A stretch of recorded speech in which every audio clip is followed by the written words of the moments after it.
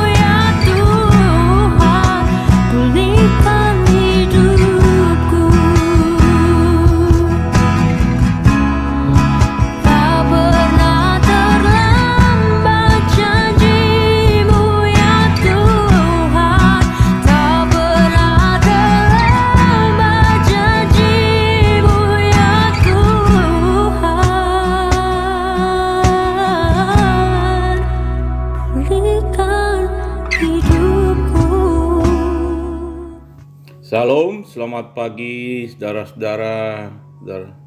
Puji Tuhan, pagi hari ini saya akan menyampaikan firman Tuhan dengan tema janganlah pernah menyerah dan berputus asa. Sebelum saya sampaikan firman Tuhan, mari kita berdoa. Ya Tuhan, terima kasih untuk kebaikan penyertaan-Mu dalam hidup kami yang tidak pernah habis-habisnya. Terlebih lagi Tuhan, kami telah melewati tahun 2021 dan kami memasuki di tahun 2002 ini Tuhan. Tuhan, Engkau telah tolong kami dulu, sekarang, dan selamanya juga Engkau akan tolong kami dan Engkau mengangkat kami naik bukan turun, jadi kepala bukan ekor. Tuhan, kami mohon juga ampun segala kelemahan kami, dosa-dosa kami yang kami buat sengaja tidak sengaja Tuhan. Karena itu Tuhan, kuasailah tubuh jiwa roh kami, kuasai kehendak kami, paksakan kehendak Engkau dalam hidup kami di tahun 2022 ini. Biar kami menjalankan kehendak Engkau melalui hidup kami, melalui keluarga kami. Nama-Mu dipuji, dimuliakan Tuhan. Terima kasih Tuhan. Urapin hamba-Mu untuk menyampaikan firman-Mu, biar firman yang kami sampaikan adalah kebenaran-kebenaran firman-Mu dan memberkati anak-anak-Mu dan memuliakan Engkau. Di dalam nama Yesus kami mengucap syukur dan terima kasih. Haleluya. Amin. Janganlah pernah menyerah dan berputus asa. Pada saat ini banyak umat manusia yang mudah menyerah dan berputus asa di dalam dirinya. Mengapa mereka mudah menyerah dan berputus asa? Pertama, dirinya tidak punya iman yang teguh kepada Tuhan sehingga dia tidak punya pengharapan. Kedua, salah berharap. Harapannya hanya kepada kekuatan yang ada di dirinya sendiri dan juga kepada manusia, bukan lagi kepada Tuhan. Ketiga, tidak sabar menunggu jawaban Tuhan, sehingga dirinya mudah menyerah dan berputus asa, disebabkan pertolongan dari Tuhan belum kunjung datang kepadanya, sehingga dia tidak sabar menunggu jawaban Tuhan. Karena itu orang yang gampang menyerah dan berputus asa, pasti dirinya tidak punya iman pengharapan yang kuat di dalam Tuhan. Sebab orang yang punya iman dan pengharapan yang kuat, dirinya tidak akan mudah mengalami namanya menyerah dan berputus asa. Sebab itu dia mempunyai iman pengharapannya kepada Tuhan yang hidup dan yang berkuasa. Sebab itu janganlah kita hanya berfokus pada masalah yang ada di diri kita, tapi arahkan pandangan kita pada kasih karunia Tuhan yang tidak pernah berhenti mengalir kepada kita semua. Amin. Karena itu janganlah kita menyerah dan berputus asa. Poin pertama, karena itu jadilah pemenang kehidupan. Poin pertama, karena itu jadilah pemenang kehidupan. Di saat kita merasa goncangan hidup kita mulai datang, dengan kasih-Nya Tuhan berkata, imanmu jangan sampai goyah. Saya katakan lagi, di saat kita merasa goncangan hidup kita mulai datang, Tuhan dengan kasih-Nya berkata, imanmu jangan sampai goyah. Kedua, di saat kita merasa rintangan selalu menghadang diri kita, Tuhan berkata dengan sangat lembut, pengharapanmu tidak boleh hilang. Berharaplah selalu kepadaku. Di saat kita merasa langkah kita jadi mengambang, Tuhan berkata, jiwamu harus selalu bergirang dan tenang. Jangan takut jika hari ini kita sedang menemui masalah, sekalipun masalah datang silih berganti, kesulitan datang bertubi-tubi sehingga menggoncangkan hidup kita. Jangan pernah menyerah dan berputus asa. Hadapi semua masalah hidup kita bersama Tuhan. Jangan pernah lari daripadanya, karena kita akan dibuat olehnya menjadi lebih besar, lebih dari pemenang. Ya, saat kita merasa tidak pernah menyerah di dalam berjuang, Tuhan berkata, aku telah menjadikanmu seorang pemenang di dalam kehidupan. Karena itu jalani hidup kita dengan teguh, karena kita sebagai seorang pemenang, lebih dari pemenang bersama Tuhan Yesus. Ayub 42 ayat 2 mengatakan demikian, aku tahu bahwa Engkau sanggup melakukan segala sesuatu, tidak ada rencanamu yang gagal. Sekali lagi ulangkan, aku tahu bahwa Engkau sanggup melakukan segala sesuatu, tidak ada rencanamu yang gagal. Kalau kehidupan kita selalu melibatkan Tuhan, saya yakin dan percaya tidak ada satupun rencana kita yang gagal, karena Tuhan selalu menyertai dan menolong kita, dan Tuhan selalu buka jalan selebar-lebarnya. Dia tuntun hidup kita dan Dia berkatin jalan keluar yang baik buat kehidupan kita. Karena itu jangan pernah menyerah atau berputus asa. Libatkan Tuhan di dalam kehidupan kita. Pasti Tuhan akan memberkati kita dan menjadikan kita kepala bukan ekor. Poin kedua, karena itu janganlah kita menyerah dan berputus asa. Kedua, sebab itu janganlah kita salah berharap. Poin kedua adalah sebab itu janganlah kita salah berharap. Memang proses hidup kadangkala sulit untuk dipahami. Namun percayalah, penyertaan Tuhan selalu sempurna di dalam hidup kita. Karena itu jangan takut dan mudah menyerah dan putus asa, karena Tuhan berjanji bahwa sampai masa tua rambutmu memutih, Tuhan tetap menggendong kita. Tuhan berjanji bahwa sampai masa tua dan rambut kita memutih pun Tuhan tetap menggendong kita. Karena itu jangan khawatir. Selama kita punya Tuhan, kita hanya berharap pada Tuhan, jangan berharap kepada manusia atau kekuatan diri kita sendiri. Yesaya 46 ayat 4, firman Tuhan yang mengatakan begini, sampai masa tuamu aku tetap Dia, sampai masa putih rambutmu aku menggendong kamu. Aku telah melakukannya dan mau menanggung kamu terus. Aku mau memikul kamu dan menyelamatkan kamu. Aku tetap Dia, artinya Tuhan mengakui dirinya tidak pernah berubah sampai kapanpun. Masa putih rambutmu, Tuhan tetap Tuhan yang ada, yang kita sembah. Aku menggendong kamu, dikatanya kita akan digendong, dan Tuhan sudah melakukan, menanggung diri kita terus, dan Tuhan mau memikul kita dan menyelamatkan diri kita. Itu janji Tuhan. Sampai rambut memutih, Tuhan tetap Dia, tidak pernah meninggalkan kita. Orang-orang yang percaya, orang-orang berharap pada Dia. Karena itu, mengapa rambut saya putih? Saya biarkan putih terus. Saya tidak semir-semir, sebab saya takut tidak digendong oleh Tuhan. Yesaya 41 ayat 10. Janganlah takut, sebab aku menyertai engkau. Janganlah bimbang, sebab aku ini Allahmu. Aku akan meneguhkan, bahkan menolong engkau. Aku akan memegang engkau dengan tangan kananku yang membawa kemenangan. Ini janji Tuhan lagi. Janganlah takut.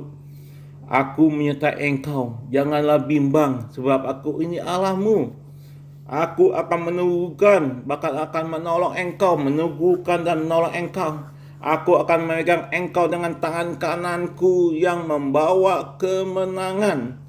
Waktu kita dipegang oleh Tuhan, tangan kita digandeng oleh Tuhan, Tuhan memegang, katakan dengan tanganku, kata Tuhan, yang membawa kemenangan. Karena tangan Tuhan akan membawa kita pada kesuksesan. Dia tidak pernah meninggalkan kita di lembah kekelaman. Dia tuntun terus kita dengan tangan kanannya. Di saat kita merasa air mata kita jatuh berlinang, Tuhan berkata, doamu harus selalu berkumandang. Berharaplah selalu kepadaku, jangan bimbang. Karena orang yang bimbang hidupnya tidak menentu, seperti sebuah perahu di tengah arus gelombang laut. Tetaplah teguh dan beriman. Tetap fokus kepada Tuhan yang selalu menjadi penolong dan pengharapan di dalam kehidupan kita. Karena Tuhan jelas, kita jangan bimbang, harus tetap teguh beriman, tetap fokus kepada Tuhan yang selalu menjadi penolong dan pengharapan kita dalam kehidupan kita ini. Tidak ada lagi dalam hidup kita yang kita bisa harap, hanya kepada Tuhan yang kita sembah, yaitulah Tuhan Yesus Kristus. Tetap pegang teguh dan berharap padanya, tidak, karena hanya Tuhanlah satu-satu penolong pembela kita. Saya ada satu cerita, seorang ayah dan anaknya melihat pesawat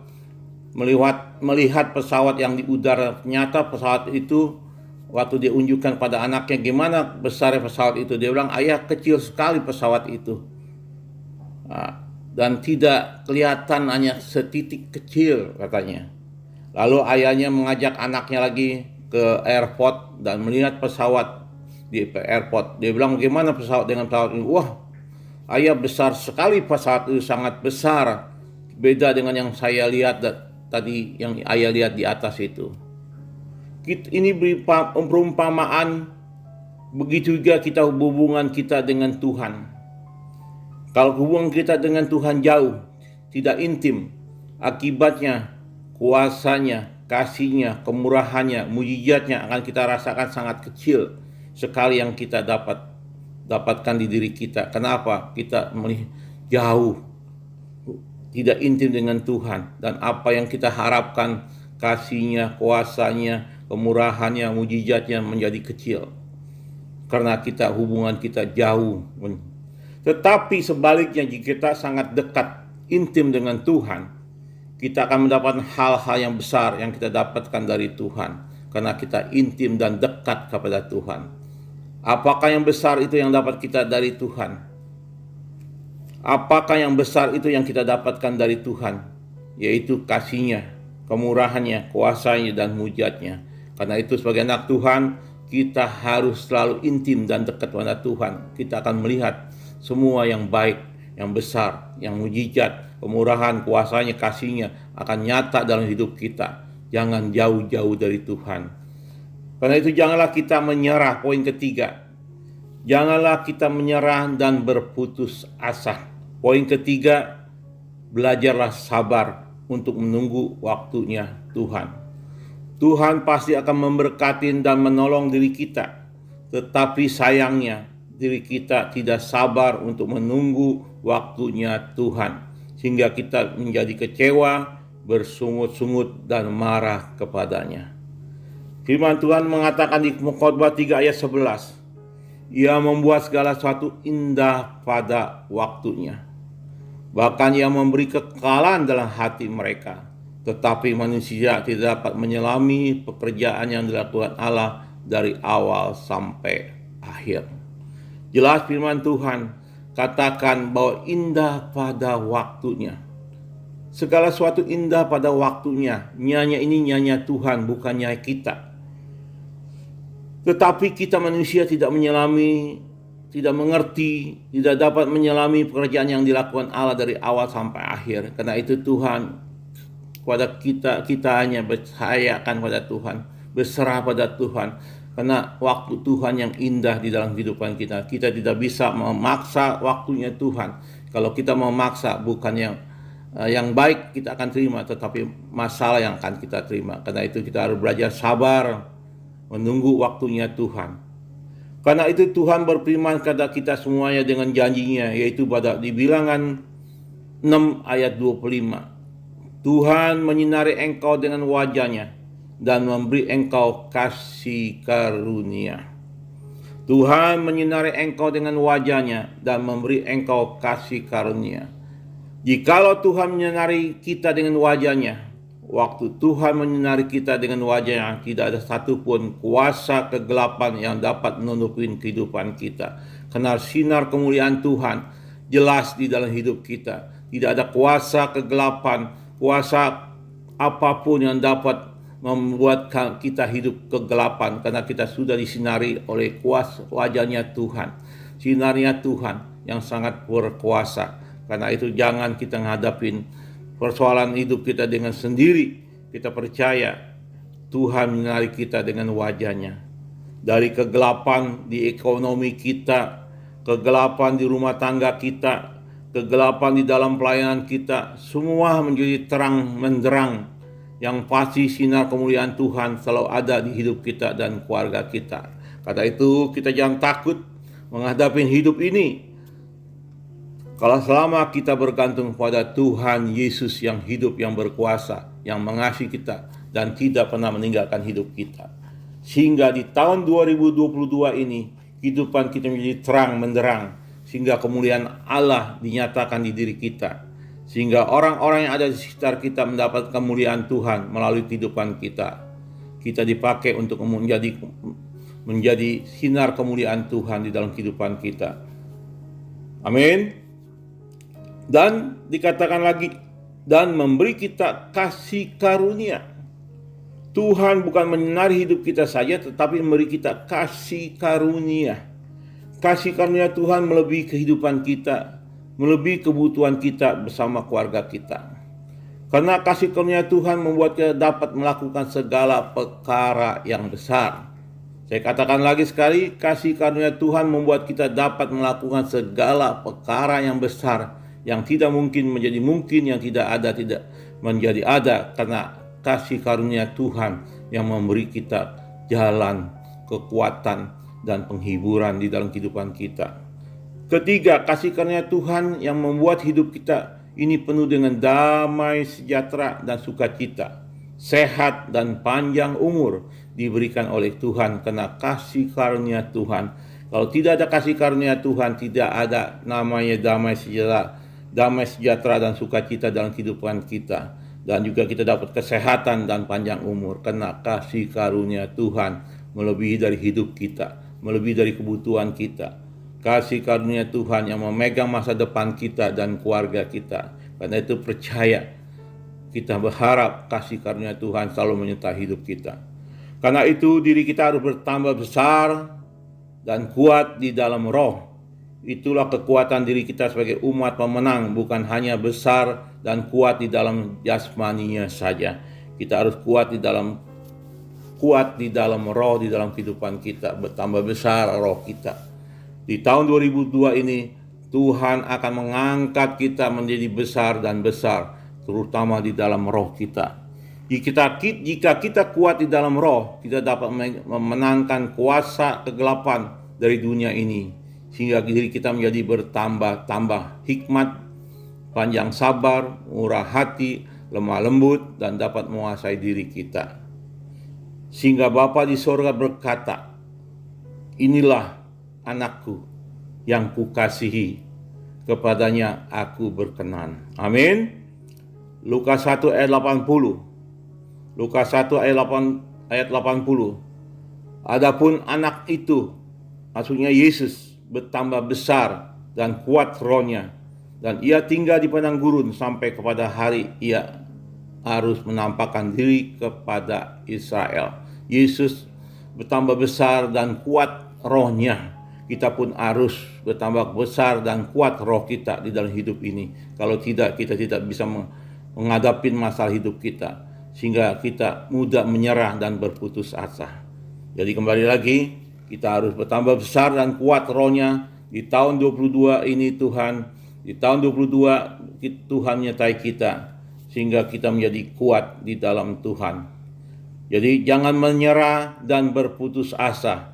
Kesimpulannya, karena itu jadilah pemenang kehidupan. Tuhan pasti akan memberkati dan menolong diri kita. Karena itu di saat kita merasa rintangan selalu menghadang diri kita, Tuhan Yesus berkata dengan sangat lembut, pengharapanmu tidak boleh hilang. Berharaplah selalu kepadaku, engkau akan menjadi pemenang kehidupan. Yang kedua, janganlah kita salah berharap. Banyak masalah di diri kita terjadi karena kita salah berharap. Karena kita berharap pada diri kita sendiri dan kepada manusia. Inilah yang dikatakan terkutuk. Sehingga kita terjebak oleh kebodohan dari diri kita. Karena itu marilah kita berharap pada Tuhan Yesus untuk selama-lamanya. Kita berharap pada Tuhan Yesus untuk selama-lama. Jangan goyah. Yang ketiga, belajarlah sabar untuk menunggu waktunya Tuhan. Tuhan pasti akan memberkati nolong kita, tetapi sayangnya diri kita tidak sabar untuk menunggu waktunya Tuhan. Sehingga kita menjadi kecewa di saat Tuhan belum menjawab doa-doa kita. Sabarlah menunggu waktunya Tuhan. Itulah yang terbaik, yang terindah buat kita. Tetap percaya Tuhan akan memberkati hidup kita. Mari kita berdoa. Tuhan Yesus, terima kasih untuk firman yang kami telah dapatkan dari Engkau Tuhan, bahwa kami harus tetap kuat di dalam Engkau, jangan menyerah dan berputus asa, karena Engkau lah sumber kehidupan kami. Hanya pada Engkau saja kami percaya, pada Engkau saja kami memohon, pada Engkau saja kami berserah Tuhan. Terima kasih Tuhan, terima kasih Bapa, berkati anak-anak-Mu, sehingga beri kekuatan di dalam rohnya, Biar dia di tahun 2022 ini Tuhan menyertainya, memberkatinya, dan mengangkat kami semua naik bukan turun jadi kepala bukan ekor. Tuhan berkatin kerinduan mereka, pengharapan mereka, dan persoalan mereka Engkau tolong dan Engkau buka jalan. Di dalam nama Yesus kami ucap syukur dan terima kasih. Haleluya. Amin. Amin.